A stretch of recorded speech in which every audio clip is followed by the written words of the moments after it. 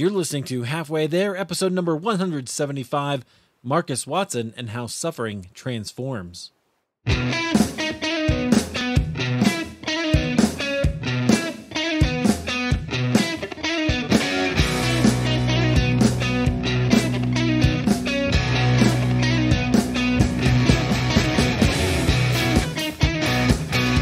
Friends, welcome to Halfway There. This is the show where we have honest conversations with ordinary Christians about today's Christian experience. I'm your host, Eric Nevins. Thank you so much for being here. As always, I am delighted that you have taken the time to download, plug us into your earbuds, and listen. So today I'm excited to bring you our guest. He is the pastor, he is a pastor, and the host of Spiritual Life and Leadership Podcast, which I've had the privilege of being on.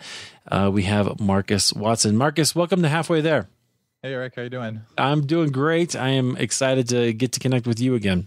Yeah, me too. I'm excited to be here. Thanks. Yeah, last time we talked, you were drilling me with questions, so it's my turn. Yeah.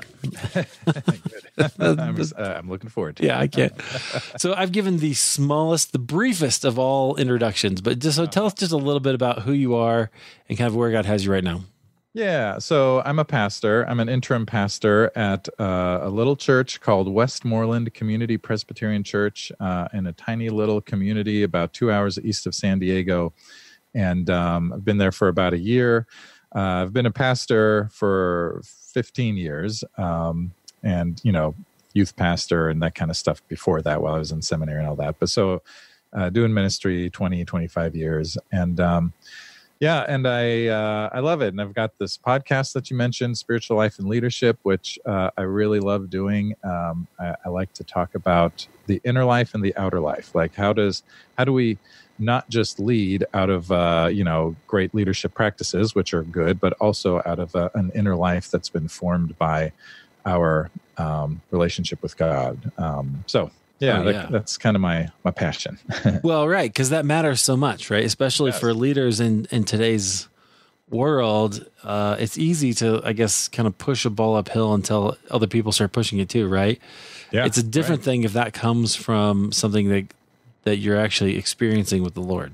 Yes, right. And and it took me a while to figure that out. Yeah.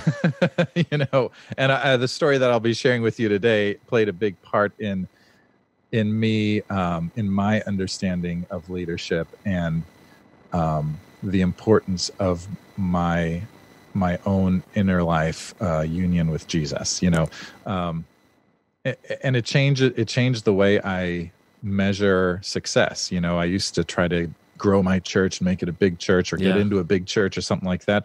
Now I'm in the smallest church I've ever been in, 30 or 40 people on a Sunday, all retired farmers, which is fantastic. I'm learning all kinds of new things, and your garden is amazing. Yeah, it's it's awesome. So anyway, so it's all I care about now. And look, it's not like my ego doesn't ever creep up, Yeah. But I'm far more concerned these days about just being where God wants me to be and going where He leads me and doing what He wants me to do, rather than how do I look, Yeah. how do people perceive me? Am I impressing people? That kind of thing. Right. Yeah. Cool. Well, that is the kind of story that we like to tell, and I'm sure that it's going to be quite interesting. So I can't wait to hear all about it. All right. So start us off. So are you from California? So I'm originally from Los Angeles. Okay. I was born there, but I've lived a few other places. When I was 5, my family and I moved to Germany for about 3 years, came back to LA. Were you a military kid, or why did you go to Germany? So my dad's a pastor, actually. Okay. And I like to say I didn't become a pastor because he's a pastor. That was never my plan, because I've seen the hard things he's gone through, but it's where God called me, and so there's a whole journey there in terms of that. But so there was this pastor exchange program, so to speak. So some German pastors come to the U.S., American pastors go to Germany, and so he was there in a Lutheran church, actually, because they're mostly Lutheran. Yeah. For about 3 years. Yeah, so I went to first and second grade in Germany. came back to LA, and then in 6th grade, moved to Pennsylvania, about an hour north of Pittsburgh, a town called Grove City, and lived there. Was there till I graduated from college, and then the whole family moved back to LA. My dad got a position back in LA. I followed the family, and then was there for 10 years until my wife and I got married. My wife and I got ordained as a pastor, took a position in Union, Kentucky, just south of Cincinnati. So we were there for about 3 years. And then from there to San Diego. There you go. There are all my journeys. Okay. So that's where you've lived. All right. So as a kid, growing up as a pastor's kid, is it true what they say about pastors' kids? Well, some of them. Some of them. Nice. That was a very diplomatic answer. All right. Was it true of you?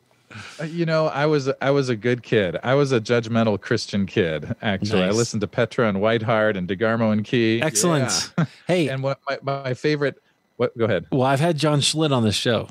Did you know that? Yes. Oh my gosh. Yeah. I got to go back and find that episode. It was so awesome. His story, man. How do you get kicked out of a secular rock band for doing too much cocaine? That's a lot of cocaine. But he's got a great story. So yeah, you should listen to that. Amazing. That's amazing. Because I was that kid too. Not a pastor's kid, but I was listening to all the Christian music. Yeah. And you know what? One of my favorite new Facebook groups is 80s Christian Music Days, DAZE. And it's just all these 80s Christian music fans. And I'm like, these are my people. That's the best. Okay. Yeah. Okay. So I interrupted you, but so you were talking about how you were you're the judgmental pastor's kid. That's what I remember you saying. Yeah. So I mean, yeah. So for instance, when we would go on a mission trip or camp or whatever, and we'd be playing secular music in the church van, I would grumble under my breath about how this is a place where we should be listening to Petra and Whiteheart, and right. let's impose the Christian music on all the marginally Christian kids here in the youth group. Right. So. And they were listening to like U2 or something, and you're like, U2, yeah, right. Or Belle Biv DeVoe, or I don't know. Oh, yeah. Never got that. Anyway, all right. It was, so college is where I feel like I loosened up, and loosened up in the right way. You know what I mean? So as a kid, then it sounds like you probably just had like a relationship with Christ was just sort of in the ethos, right? It was just kind of Yeah. So like, my parents are great parents. They weren't pushy with faith, but they raised me with faith. Read me all the Bible stories, and we prayed every night, every day. And so I never really felt like I had anything to rebel against, right? And so I just sort of adopted it, embraced it. My mom tells me that when I was 3 or 4 years old, during bedtime prayers, I prayed and said, Jesus, I really, really, really want to be your child, and so I think that's when you became a Christian.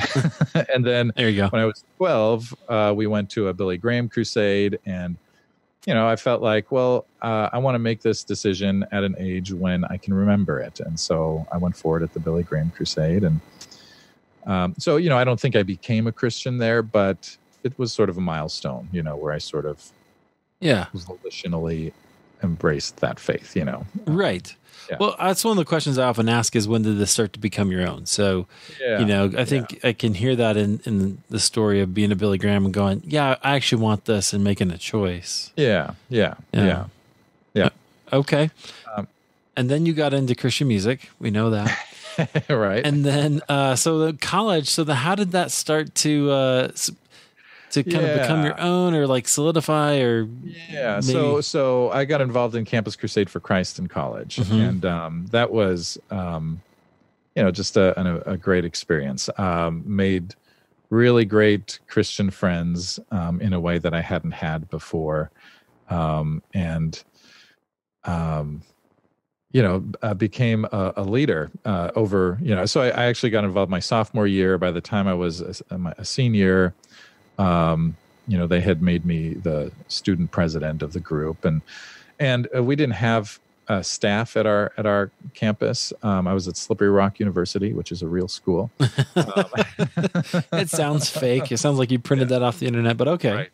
Um, but anyway, so we were all student led, and so it was sort of the place where I learned how to lead a Bible study. It was where I learned how to share my faith in ways that I wouldn't really do today anymore necessarily, but it definitely helped me to grow in my ability to talk about Jesus,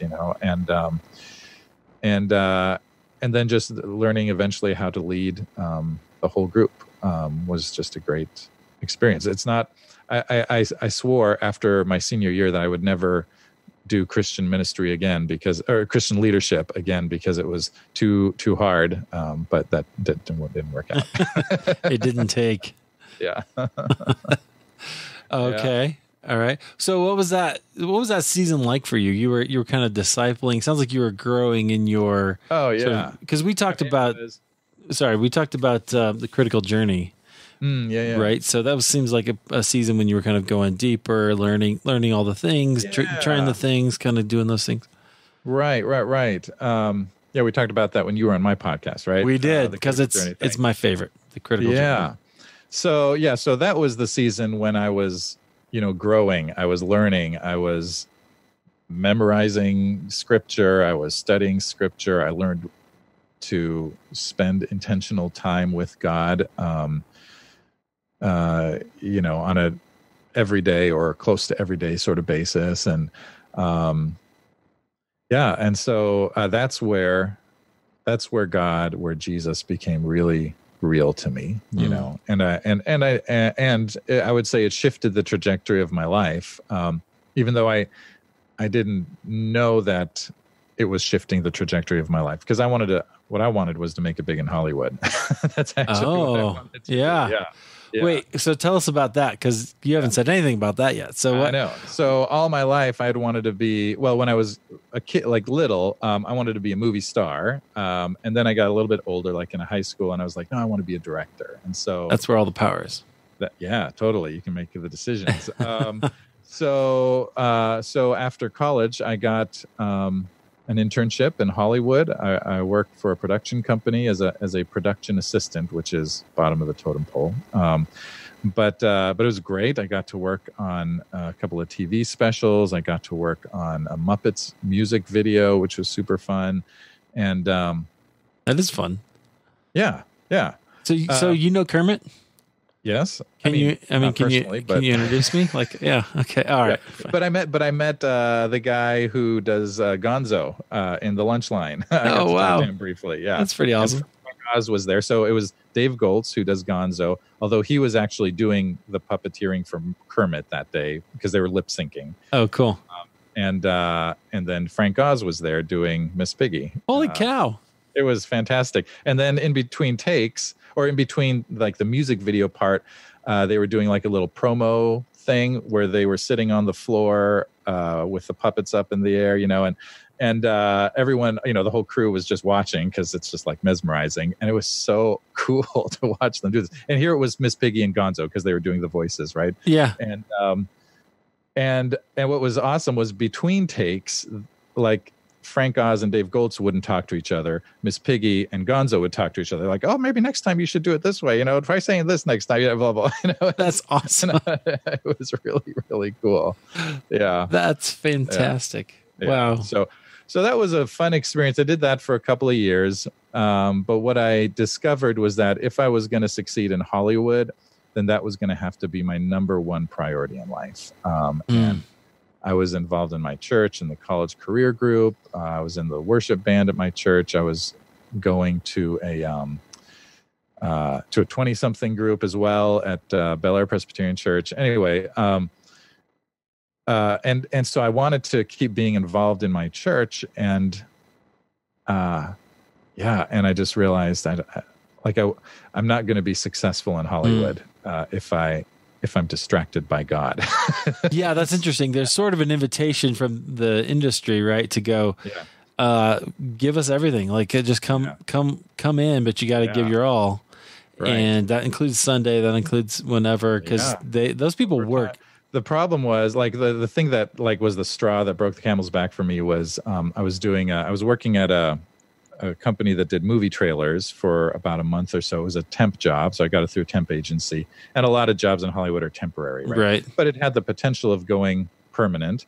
And they decided not to keep me on permanently. And I asked, just for feedback, I said, was there something I could have done, or how come you didn't want to keep me?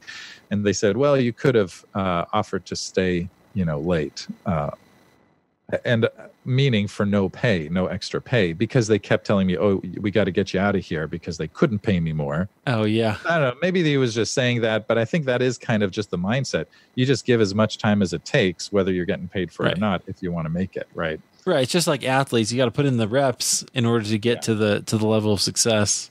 Yeah. And that's sort of expected out there, as I understand. Right.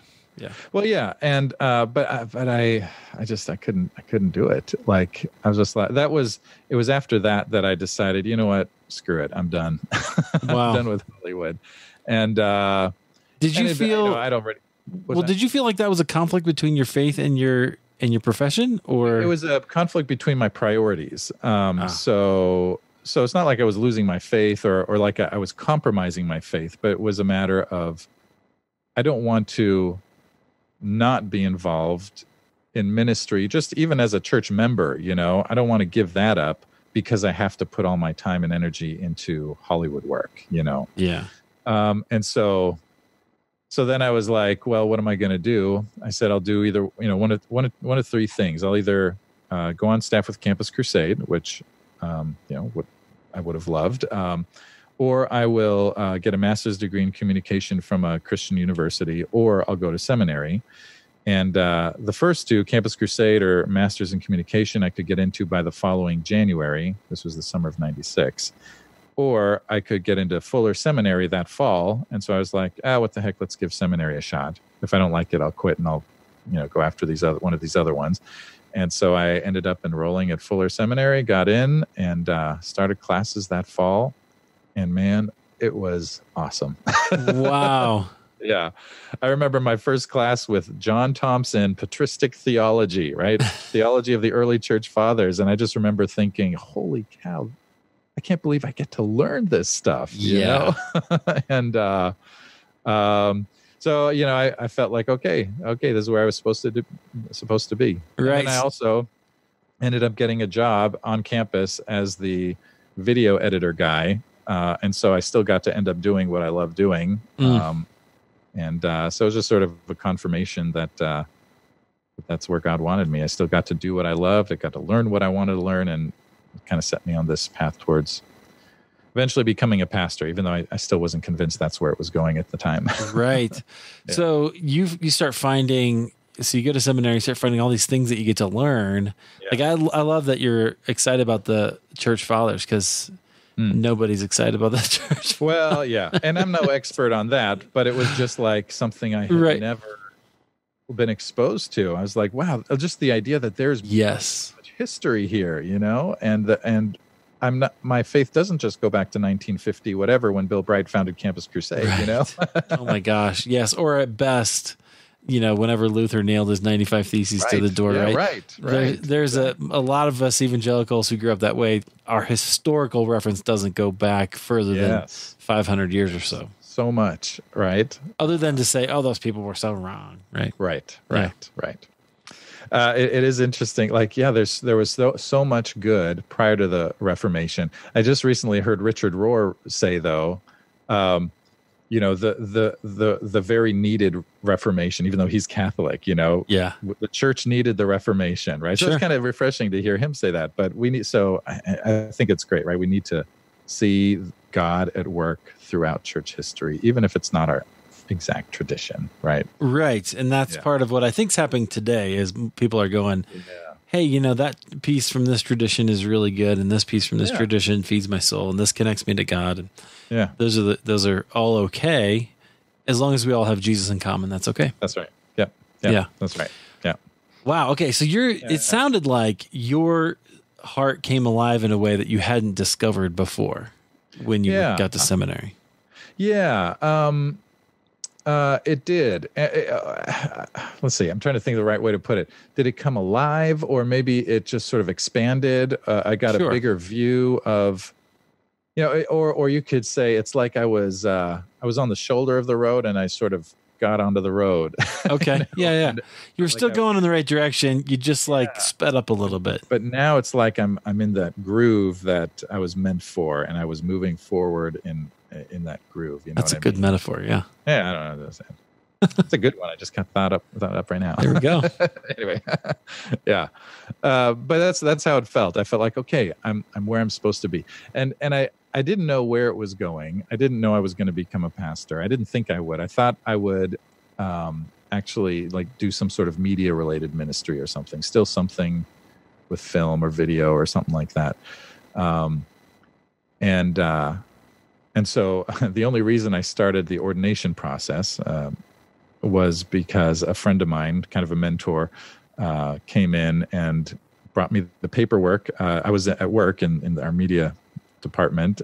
He's like, here's the paperwork, fill it out. I'll drop it off for you at the presbytery office so you can get this ordination thing started. I'm like, well, okay, I guess I better keep my options open. Yeah. Wow. Yeah. And because you still weren't expecting that you were going to be a pastor. You thought, no.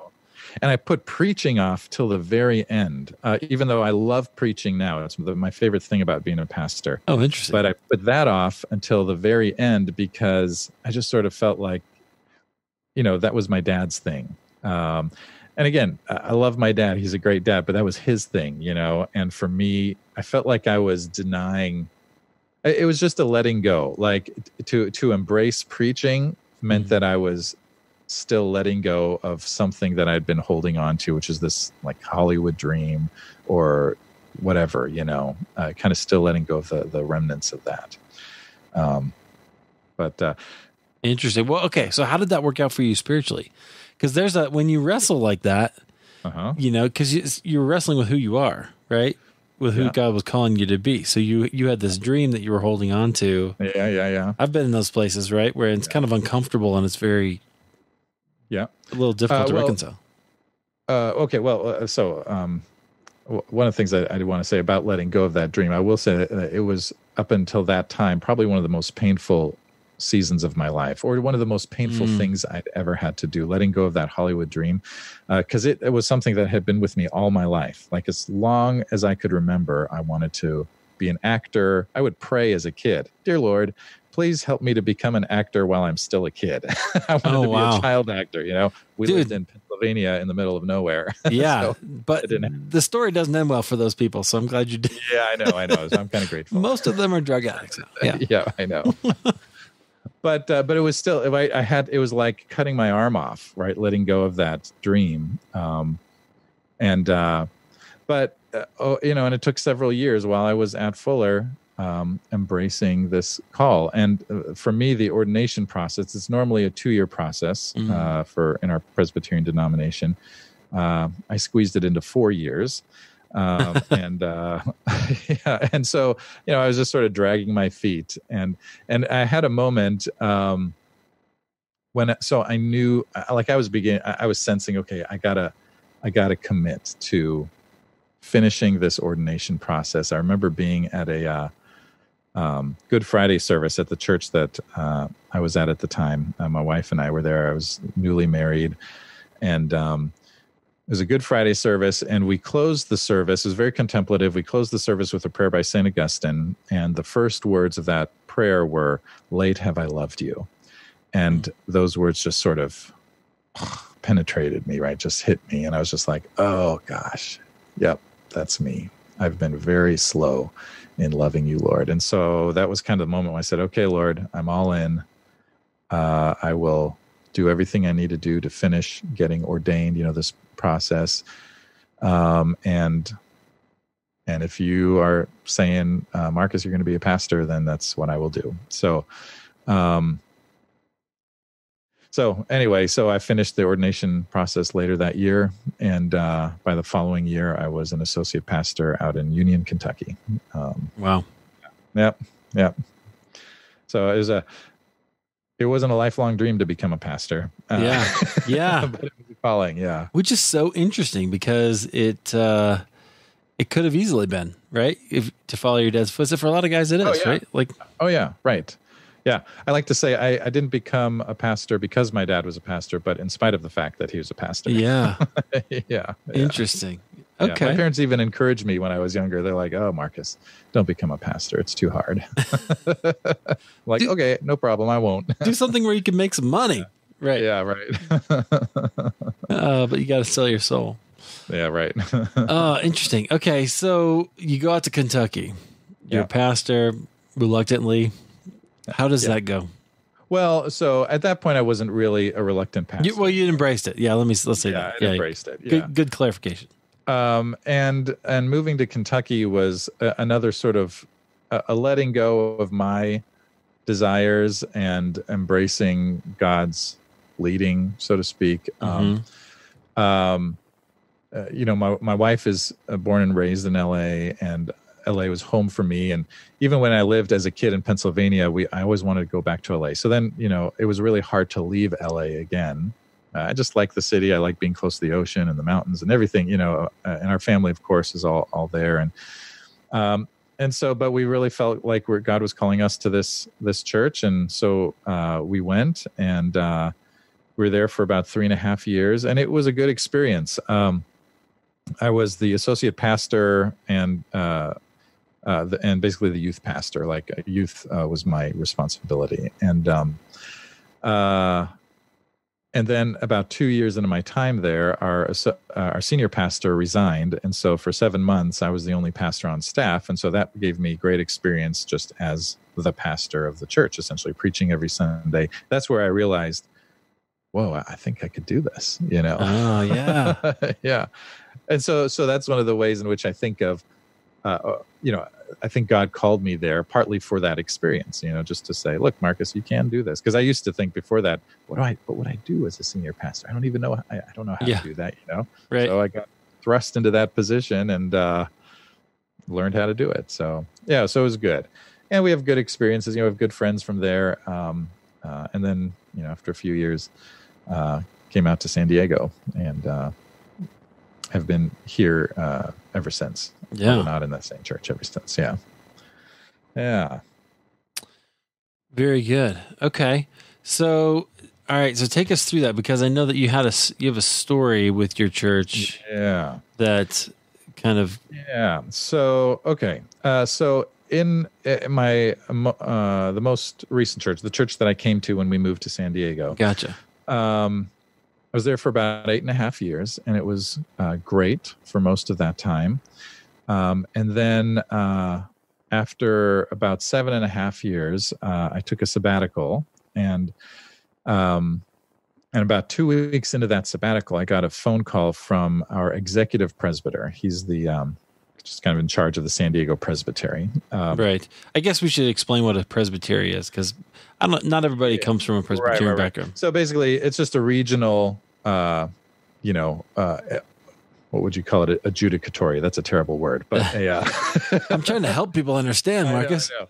It's just there's about 32, 34 churches or so in the San Diego area and Imperial County, which is the next county east, and we make up the San Diego Presbytery. Right. And so rather than being like each individual church having their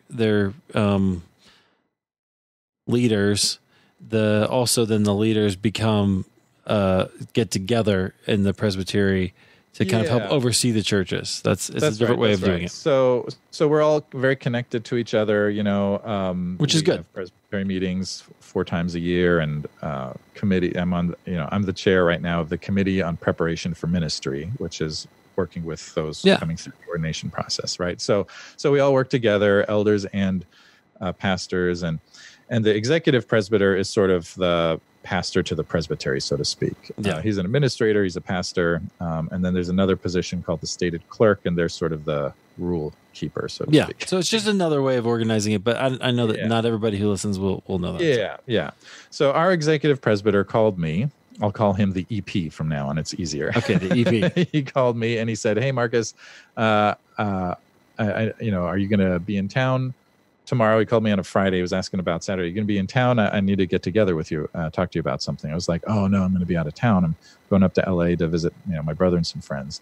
He said, "Oh," and so I was asking him what it was about. He wouldn't tell me. And so eventually he's like, can you just cancel your trip to LA? I was like, no, I'm on sabbatical. Yeah, right. You totally. won't tell me what it's about. So we'll schedule a time some other time. So we eventually just decided to meet on Sunday. I was coming back, that day. So met on Sunday, and he came to my house. My wife was there, and he said, Marcus, someone has accused you of having a problem with pornography. And, so my reaction was, oh, okay. I said, what do you need to do? He said, well, we need to do a forensic analysis on your laptop. And wow. I said, okay. Do you want it right now? And he said, that would be good. So, right. So here's the thing. So it's not like I've never looked at pornography in my life. Yeah. Probably like most men. Right. The statistics on that are, yeah, sky high. I mean, these days, side note, I heard recently that someone was telling me, so I don't know the sources on this, but that they were trying to do some kind of a study of the difference between men in college campuses who viewed pornography and those who did not. And they couldn't do the experiment because they couldn't find any men who didn't view pornography. Wow. So, yeah. Is that crazy? But it's just so easy and accessible, right? It is. So for me personally, it's like, well, I need to do something about this accessibility. So, years ago, I set up accountability software on my laptop, on my phone, on my iPad, on everything. And, have an accountability partner, several accountability partners. And so anyway, so I wasn't worried about it. I handed it to him, and I did say, I said, hey, if there is anything there, it's from a really long time ago. Like if something got saved in some cache or whatever, I don't know. Yeah. So anyway, so he said it would take about 2 or 3 days. Ended up taking about 3 weeks, and that was really frustrating. It's a long 3 weeks. Yeah. Frustrating, partly because I wanted to just have my laptop to do stuff on, and then frustrating because I had no idea what was happening. And then after 3 weeks, he called me and he said, well, Marcus, the analysis is complete, but I can't give you your laptop back because it's now a potential criminal investigation, and I have to give your laptop to the authorities. Whoa. Yeah. And I was like, what? I said, what are you talking about? And I could not fathom, I could not imagine what could have possibly triggered that, right? And of course, I thought, I know I'd never looked at child pornography, but that's, I know the accusation was pornography, so right. Is something there that looks like that or seems like that, or I don't know. Another thought I had was, so our tech guy at church had become kind of a, nemesis is a strong word, but not a fan of mine. And so okay. He would, if there was a tech issue with my computer, he would work on it. So one of my thoughts was, did he plant something on my computer? Yeah. So you're trying to make sense of this. You're like, your brain is going, okay, all the things, how do I bring those in? Are there, bomb making instructions that they found and now they have to send it to, is it, maybe there's something totally unrelated to the accusations, that they found. Right. So anyway, so I was just in this awful, terrible, dark place, and scared, just really scared, because I just didn't know what was happening. I didn't know what would happen. Now, I had some great support from a friend of mine who's also a pastor. He's my accountability partner, and he really went to bat for me in ways that I couldn't during that time. Well, one of the things that they were doing essentially was, this person who made the accusation didn't want to file formal allegations with the presbytery. And so, because there were no formal allegations, really, it should have just been a personal pastoral response to the issue without an investigation. But for whatever reason, the EP decided, oh, we need to take this into our own hands. And so it was like a secret off-the-record investigation. Which does not protect you, I'm guessing. Exactly. Yeah. Exactly. So I had no protection, and that was part of the fear, because I had no idea. It wouldn't have gone to, well, I don't know what would have happened if they had actually found child pornography or something, but like even if it had been an official investigation.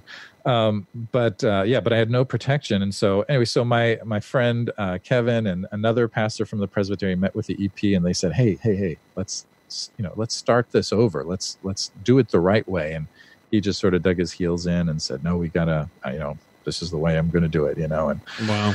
So I met with an attorney, actually, because I felt like I had no protection. Met with an attorney, didn't know, she was recommended to me, didn't know until I started talking with her that she actually had experience with child pornography cases. Oh, no. Yeah. And so she was kind of giving me all these worst case scenarios of what would happen. She said, I'm not going to represent you if you're guilty, or if I suspect you're guilty. So that was good integrity there, I guess. But she said, she gave me all these worst case scenarios, about how they're going to knock on your door at 5 a.m. if they, anyway. And after about an hour, my wife and I were both talking with her. After about an hour, this was a moment of grace. She said to me, well, I can tell you're not guilty. I was like, oh, how can you tell? She said, well, you're not asking the right questions. If you were guilty, you'd be asking questions like, how much time am I looking at? What's our defense going to be? And all you're asking about is when you can get your laptop back. Right. Wow. And I was like, oh, thank you. Wow. And it was so, it lifted a burden from me to feel like somebody can see through all the junk, through all of this and can see the truth here. So that was a gift to me. And relieved some of my anxiety, And she was fantastic. She actually, I was so grateful. She never charged me. She said, if I ever have to come and sit with you, in a, interrogation room or something, yeah. then you can pay me. But right now I'm happy to write some emails and get you some justice. And so she was really helpful. Now, it didn't take all the problems away, and I still was wrestling with fear, because I still didn't really know what was happening. Yeah. What was your thing with God during that time? Were you praying? Were you angry? What was that like? Well, so a little bit of both. So there was a part of me that was like, Lord, why are you letting this happen to me? I didn't do anything, and I don't deserve this. I'm sure there are people in the world who do deserve this, and why am I the one who's getting it? But I spent a lot of time just in silence and solitude. I had, even before any of this happened, I had kind of set aside some books to read while on sabbatical, books like Life of the Beloved by Henry Nouwen, Surrender to Love by David Benner, Abba's Child by Brennan Manning, and Emotionally Healthy Spirituality by Pete Scazzaro. Nice. So these books were very helpful to me as I was going through this. I had a moment where I was sitting on the patio, just having spent some time in silence and prayer and scripture and reading, and of course, everything I'm thinking about, everything I read is colored by what I'm going through, it's going through that filter. And yeah. And so I had a moment where I was just sort of sitting there, and I started thinking through everything that could possibly happen. Right. And I thought, man, I might lose my job. And then I thought I could lose my ordination, and I could lose my reputation. I might become that pastor, what happened with Marcus, and I was like, man, I could lose my family. If it looks like I'm guilty. And I don't actually think I would have lost my family, but in those moments, right, you're thinking, those are the thoughts that you start to totally have. And then I thought, holy cow, I could become a registered sex offender for the rest of my life. Wow. Yeah. And I thought, anywhere I go, I would have to report this, and always be perceived as some kind of a, pervert or something. And then I thought I could go to prison.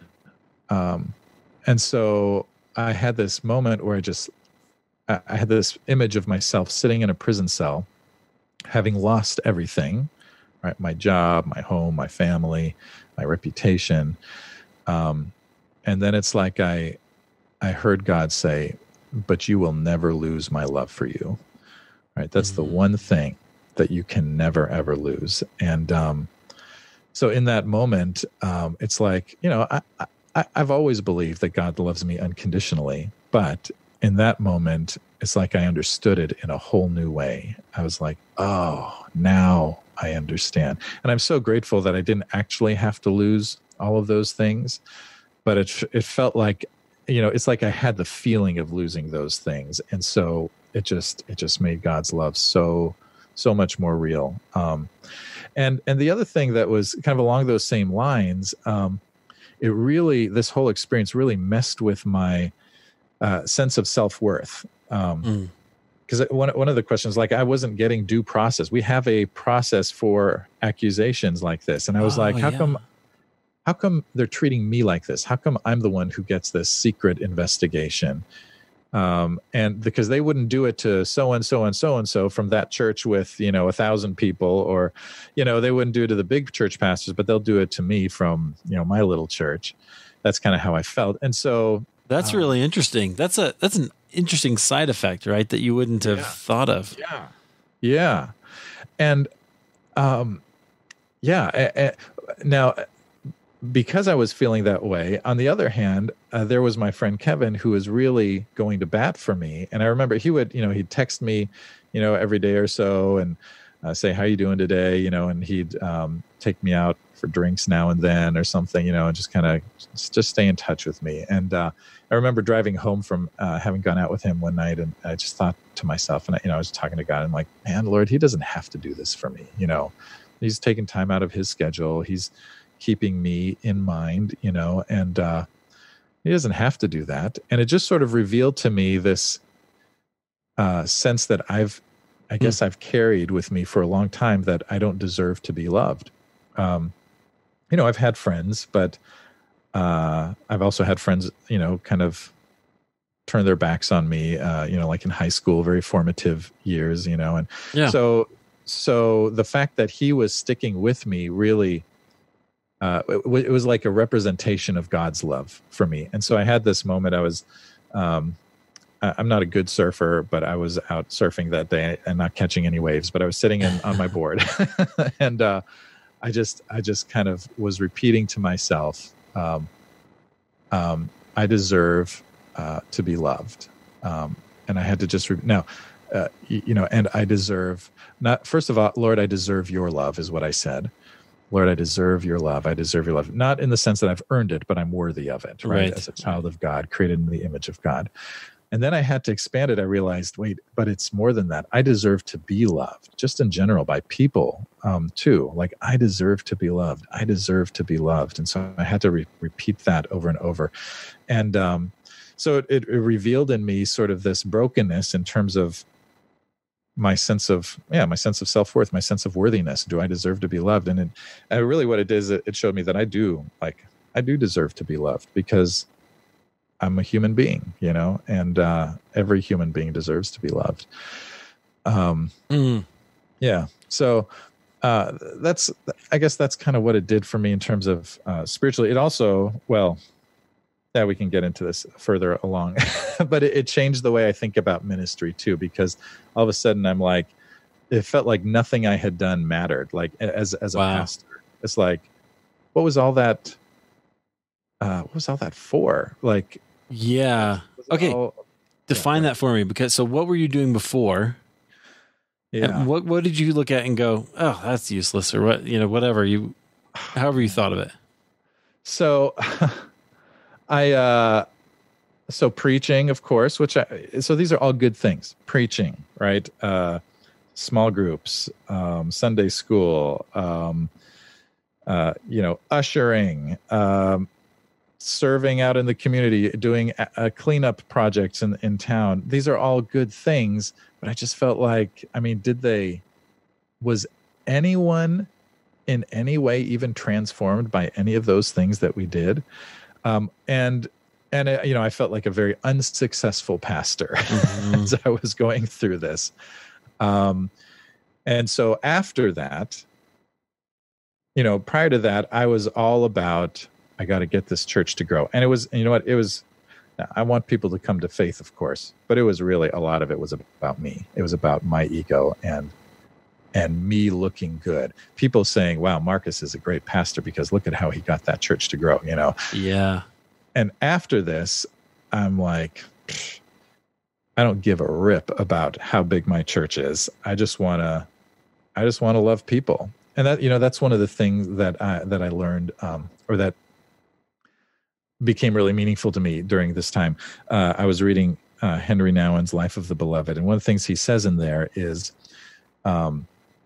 something, I'm paraphrasing, but something like, once you discover yourself to be God's beloved, it's like all you want is for everyone else to know that they too are God's beloved. And so in a way, that's become my driving mission, so to speak, is that I just want people to know that they're God's beloved, right? Wow. Everyone. And so, sometimes people stress out when we have low attendance in church, and I'm like, I don't care. The people that were meant to be here were here today, and they received the good news of God's love for them, Yeah. And whoever wasn't here, then hopefully they received it somewhere else, but I don't stress about numbers the way I used to. And that's very freeing. That's really freeing. I love not stressing about that anymore. Yeah, that's fantastic. Yeah. I should finish. Just wrap that up. Yeah, tell us what happened. So near the end of my sabbatical, I got a text or an email from our EP, and he said, "Hey Marcus, I have your laptop." And what I had found out by then, my attorney actually found this out, was that it was the FBI that had my laptop, and I was just like floored by that. I was like, holy cow, never in a million years would I have ever imagined that I would ever be investigated by the FBI. Right.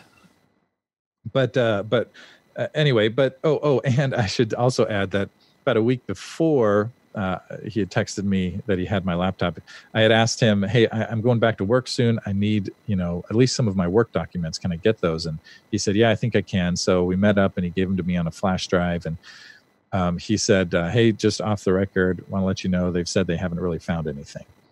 And my reaction was just kind of like, "Oh, okay, thanks." And I thought about it later. I'm like, how come I didn't say, "Oh man, that's such good news," And I think it's just because I thought, of course they didn't find anything, right? I knew they wouldn't find anything. I mean, unless something had been planned or something. But of course they didn't find anything. So anyway, so then he says, "I've got your laptop. When do you want to come pick it up?" And I said, "I'll be there this afternoon." Then my friend Kevin said, "Hey, Marcus, why don't you ask your attorney if you should ask him anything or when you pick it up?" So I emailed her, and she said, hey, you should not be in contact with him actually, because this is, as far as we know, an open investigation. We need to get confirmation from the FBI that this has been closed. So I emailed him back that response, and then he emailed me back, and just 4 words, he said, "Marcus, what investigation?" And then signed off with his name.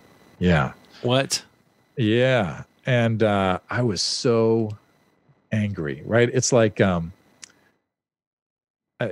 he pretended like nothing had even happened, and maybe he was protecting himself because it was all off the books, and he had totally exceeded his authority by doing this. And so anyway, he had already announced his resignation from the presbytery, I think unrelated to any of this, but who knows? He was probably glad to get himself out from under this situation. And so I didn't respond to that because I knew if I did, it would not be pretty. And I was just like, I'm never talking to this guy again. Oh my gosh. He can go, he was going to be leaving the following week, I think. So anyway, so I didn't get my laptop back for a few more weeks. And then finally, my attorney gave me the green light. She said, "You can go get your laptop now." So after I did, I met with the stated clerk of the presbytery, who was aware of this thing that was going on and this investigation. I said, "Hey, I just want to know, what's the status on this investigation? Like, is it over? What's going on?" She said, "It's over. It's done. Nothing else, to do with it." So I was like, "Thank you, And so I went home and I thought, thank you, Lord. It's done. It's over. Literally 2 days after that, I was hand-delivered an envelope from the presbytery stating that now formal allegations had been filed against me. Wow. This time, including a charge of child pornography. And I was just like, oh my gosh, Lord, why? What is I thought this was over. And so, of course, huge anxiety, especially at first. And then, it was interesting that first day, over the course of the day, my anxiety started to go away because I thought, you know what? God got me through it the first time. He'll get me through it the second time. Yeah. So that was good. And then another kind of sort of a gift in that process, I had to meet, so the following week, with a panel from the presbytery to determine whether or not to put me on administrative leave due to the nature of the allegations, right? And so in that meeting, they determined essentially that, well, first of all, that they're not going to put me on leave because the reason that these allegations were made was that the person said, well, since it went to the FBI, even though they chose not to pursue an indictment, there must have been something there. And so, so they saw through that. They're like, well, this person actually has no personal knowledge of any wrongdoing by Markus. And so that was a gift to me too. I'm like, okay, good. So this person doesn't actually have anything of any substance against me. Right. But it did kick off an investigation.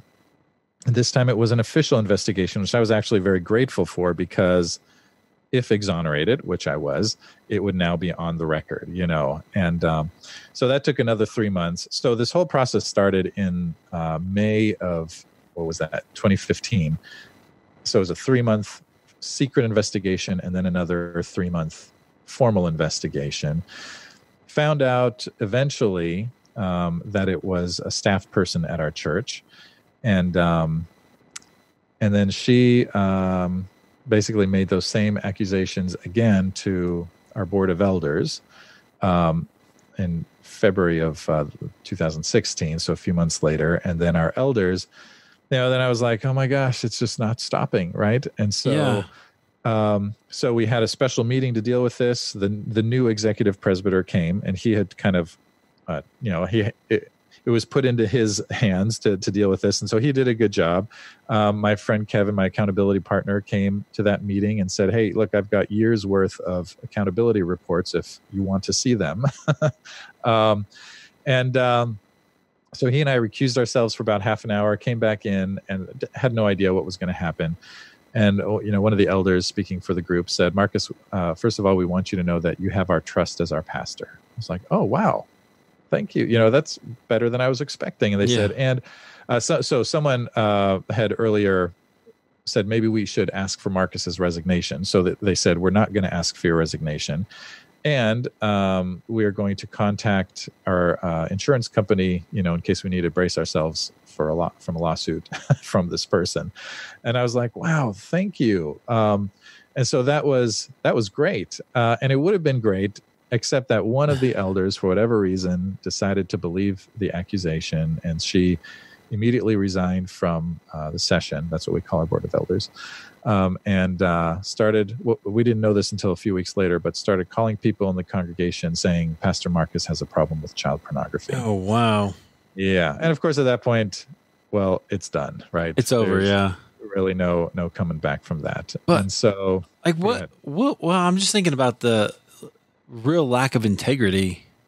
Yeah. In a person who would do something like that to you. Yeah. I mean, you know what? I was like the first time, I thought, okay, well, maybe someone has some legitimate concerns. I don't know where they came from, but maybe for some reason they think, oh, Pastor Markus has a thing with pornography. Okay, well, now we know that I don't. And then came the second investigation, the second round of allegations, and I was like, oh my gosh, this person is trying to destroy me. Like, they're not satisfied with an investigation. They actually want to ruin me. They want to ruin my ministry, my work, my family, right? And I'd never experienced that before. That someone just wanted to get me, Yeah. And I had a meeting with her, with the chair of personnel at one point. Yeah, man, it did not go well. She was like, I'm a mandated reporter. Wow. I was just very angry.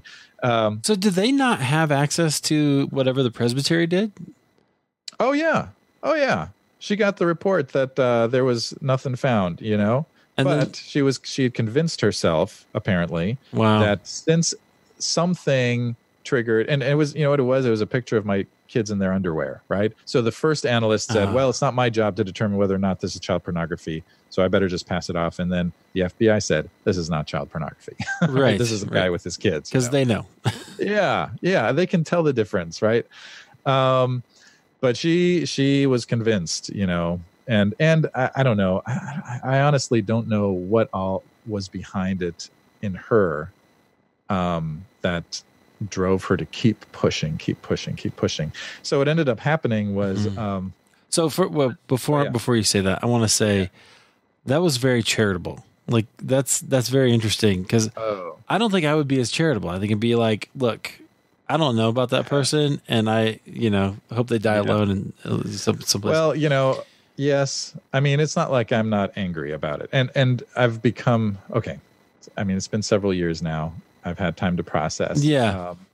I do know that, and she told me before any of this happened, I mean, just in our staff meetings, that she had been abused by her father, and that her husband had a pornography problem. And so there's more going on there.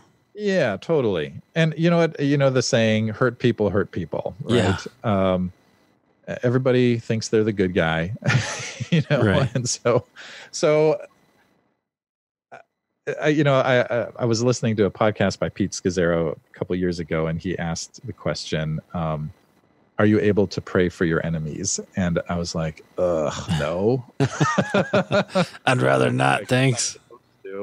Yeah, thanks a lot. So I was like, okay, Lord, I'll start praying. Or maybe he said, pray for God to bless your enemies. And I was like, okay. So I started saying, okay, Lord, please bless so-and-so, and bless so-and-so, and bless so-and-so. And I didn't mean it. And I still try to do that. I can't say I mean it with all of my heart, but I mean it more than I did before. And yeah, you know what? And does it even matter? Yeah. Like it does. God will do with it what he wants to do with it, right, regardless of what you know. I mean, we can look at Balaam when he's prophesying against or all these blessings for Israel, right? Yeah. He didn't mean it, but God still was going to do it. That's right. Yeah. God's going to do what God's going to do. Yeah. So, anyway, we found out that these rumors are starting to go around. Pastor Markus is into child pornography. And so we're like, well, we got to do something about it. So we called kind of a town hall meeting for the congregation. We had our annual meeting coming up. We scheduled this town hall for the week before. And I tell you what, attendance was fantastic that day. Everybody showed up for that service and that meeting. Not exactly the way you were hoping to be popular in the in the church.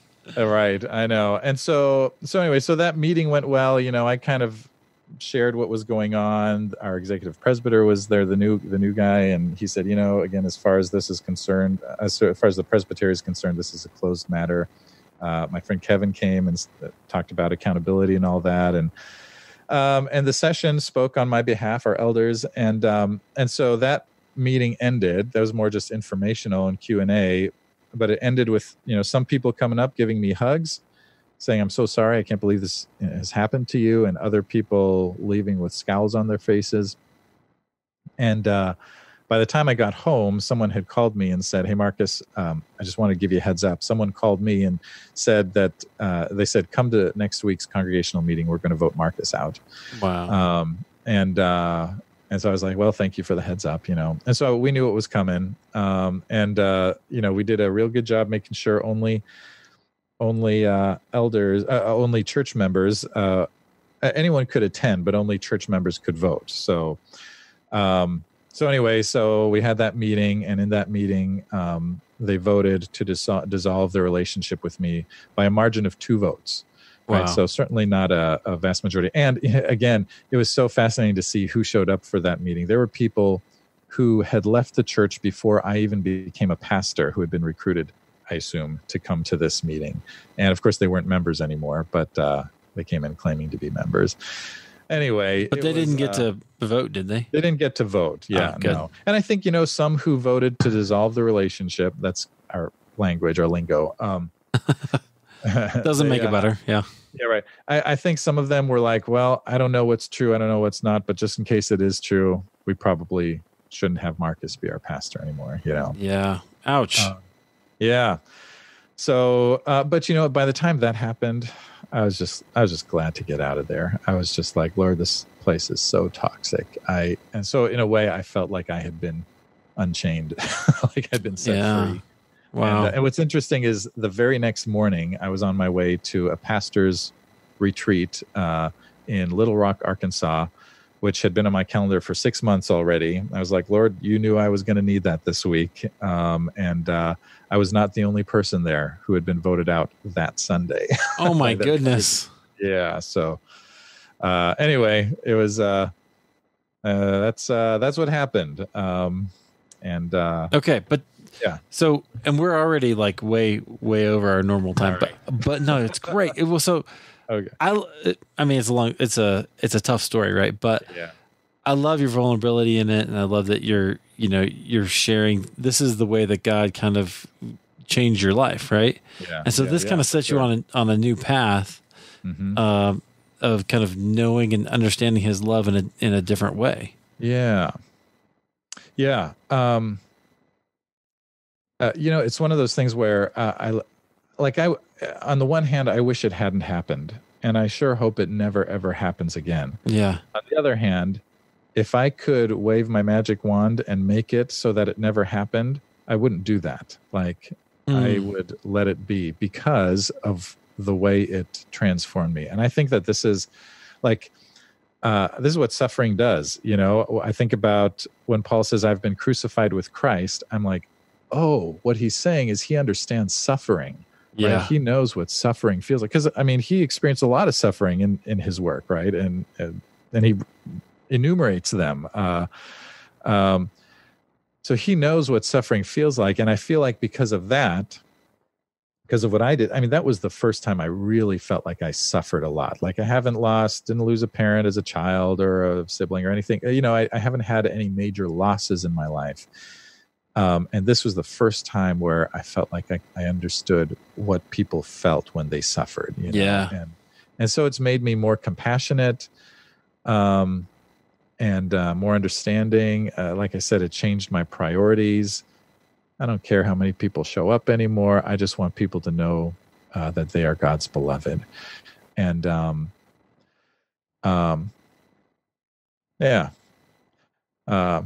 And it's taken some time, after leaving there, I worked for an organization that a friend of mine started called Flourish San Diego for a couple of years, which it was just a really healing place to be because I didn't have to be in charge. I could be led, and yet we're still doing ministry with churches. I learned there that what I really love, I don't know if I'll ever go back to being a full-time permanent pastor in a church. Maybe I will. But right now I'm enjoying being an interim pastor.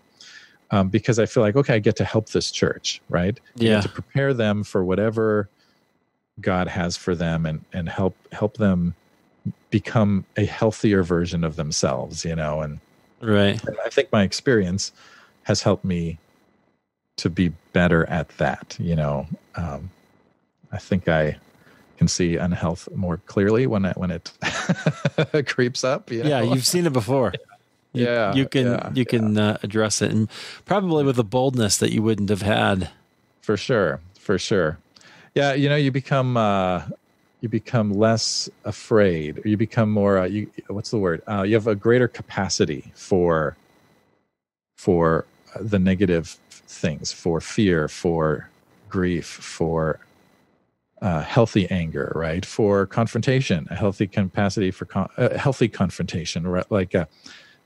Saying, hey, wait, you just said this thing. Let's unpack that. Like, why did you say that? That kind of thing. Right. Whereas in the past, as I don't know if you Enneagram 9 peacemaker, I just avoid it. Right.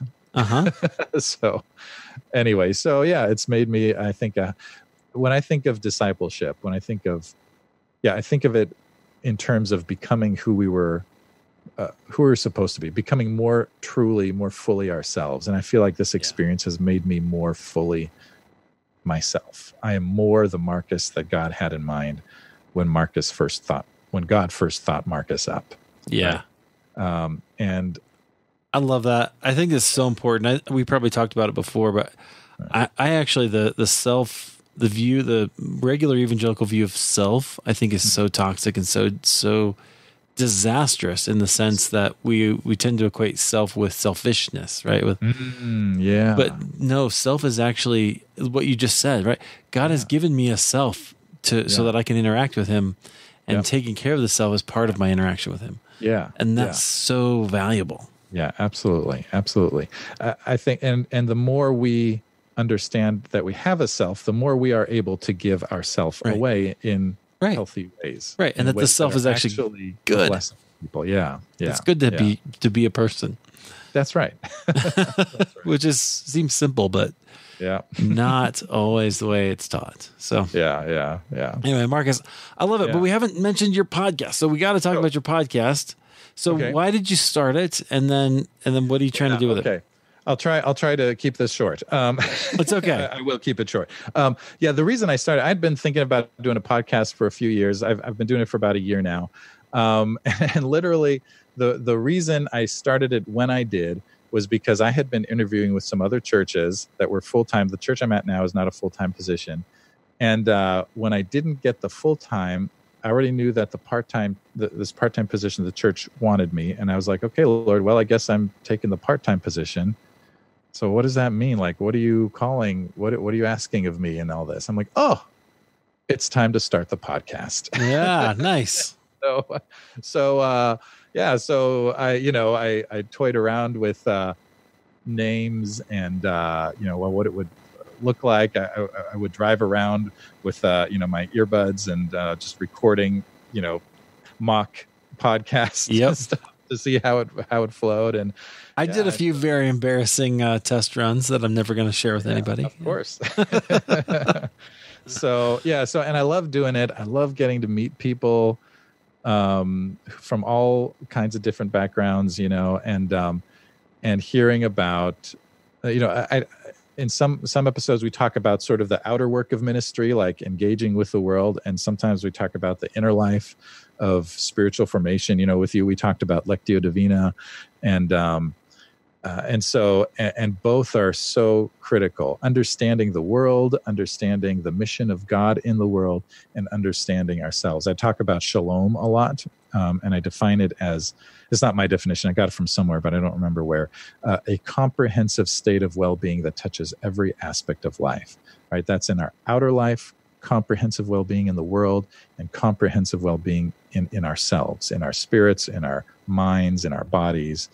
And all of that is critical for participating with God in the healing of the world, which is what I think God wants to do. So, yeah, I love that. Beautiful. All right, Markus, thanks for sharing your story. Friends, you can find Markus at his website, markuswatson.com. His podcast is there as well. It's called, if you want to just look it up, you're in the podcast app anyway, Spiritual Life and Leadership. You can hear me talk about Lectio Divina. We've talked about that on the show before, but also a whole bunch of other great things. Yeah. I think you'll enjoy it. Markus, anything you want to leave us with? I will say one other thing. I also have a book coming out in a month or two called Beyond Thingification, Helping Your Church Engage in God's Mission. It'll be available on Amazon, and you can look for it later. But, perfect. Thanks so much for having me. I'm grateful that I get to share this story, and I hope... I hope it blesses someone. And so thanks to you. No doubt it will. Thanks for being here, brother. All right. Thanks.